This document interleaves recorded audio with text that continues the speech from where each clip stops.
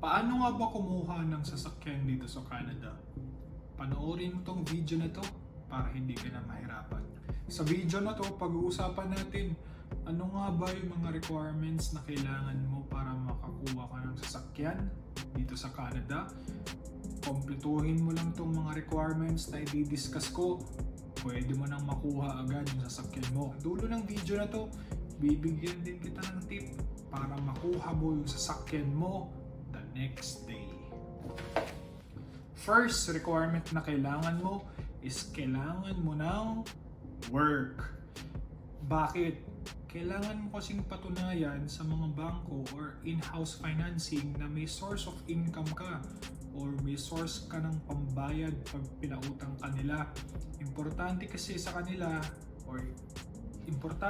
kanila na confident sila na kaya mong bayaran yung sasakyan pag pinautang kanila.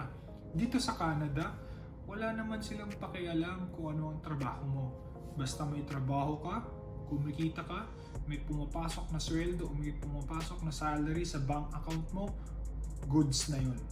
Second requirement, kailangan may credit history ka or maganda ang credit history mo. Yan kasi ang paraan para makita nila na kaya mong bayaran yung mga pautang sa'yo in time, na hindi mo tatakbuhan ang responsibility mo about sasakyan or payments ng sasakyan. Diyan din kasi nila makikita na okay pala tong taong tong pautangin, nagbabayad on time, wala tayong problema, kayang-kaya niyang bayaran kahit anong ipautang ko sa kanya. Meron na pala akong ginawang video about credit history. Mga 9 minutes or 10 minutes to, kaya sineparate video ko to. Nasa description box para hindi ka na rin mahirapan. Third requirement, bank account. Bakit? Dyan kasi nila kukunin yung pambayad mo. Kailangan mag-create ka ng checking account, siguraduhin mong may laman, doon nila ibabawas yung payment mo. Either bi-weekly, ibig sabihin every 2 weeks, or kaya naman isang bagsakan or monthly. Meron na din pala akong ginawang video dyan about opening a bank account.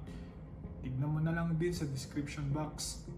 Fourth, insurance. Meron na din pala akong ginawang video niyan. Kinompare ko pa nga kung ano ang pagkakaibahan ng insurance sa Pilipinas at Canada. Nasa description box din. Pero i-discuss na din natin kahit papano. Dito sa Canada, mandatory ang car insurance. Hindi mo to pwedeng skip. Hindi mo rin makukuha yung sasakyan kapag wala kang car insurance, o hindi rin i-release ng car dealer pag wala kang car insurance dito sa Canada. Or yung last, kailangan mo ng driver's license.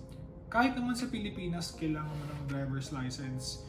Dito sa Canada, mandatory din na magkaroon ka ng driver's license. Criminal offense kasi yan. Pag nag-drive ka na wala kang lisensya, pwede kang ikulong dito sa Canada. Okay, as promised, ito yung tip ko sa'yo. Kung mag-finance o lease ka, kailangan mo tong 5 requirement na to. Okay, pero pag bumili ka ng sasakyan na cash, kung sobrang yaman mo, kaya mong i-cash yung sasakyan, o kaya naman second hand ang kinuha mo, pwede mo nang skip yung work na requirement sa unang requirement and second, credit score. Skip na agad yun. Yung bank account, hindi mo siya pwedeng skip kasi gagamitin mo din naman yan para sa insurance mo. Diyan din kasi binabawas ng insurance yung mga payment na gagawin mo or your car insurance diyan sa bank account. So ano nga ba ang maganda? Kung gipit ka sa budget at okay naman yung sasakyan na second hand, bilhin mo na ng cash. Meron akong kakilala, binili niya $4,000. Sobrang ganda pa nung sasakyan, sulit din siya. Wala na siyang problema, hindi niya na kailangan magpa-approve sa bangko. Ang ginawa niya na lang, meron na siya dating bank account, insurance, at driver's license or bank account na lang ang kailangan mong requirement. Sana nagustuhan mo tong video na to at sana nakatulong sa'yo Pag decided ka na bumili ng sasakyan or nakapili ka na, i-prepare mo lang tong mga requirements na to at goods ka na. Makukuha mo na yung sasakyan mo the next day. Peace.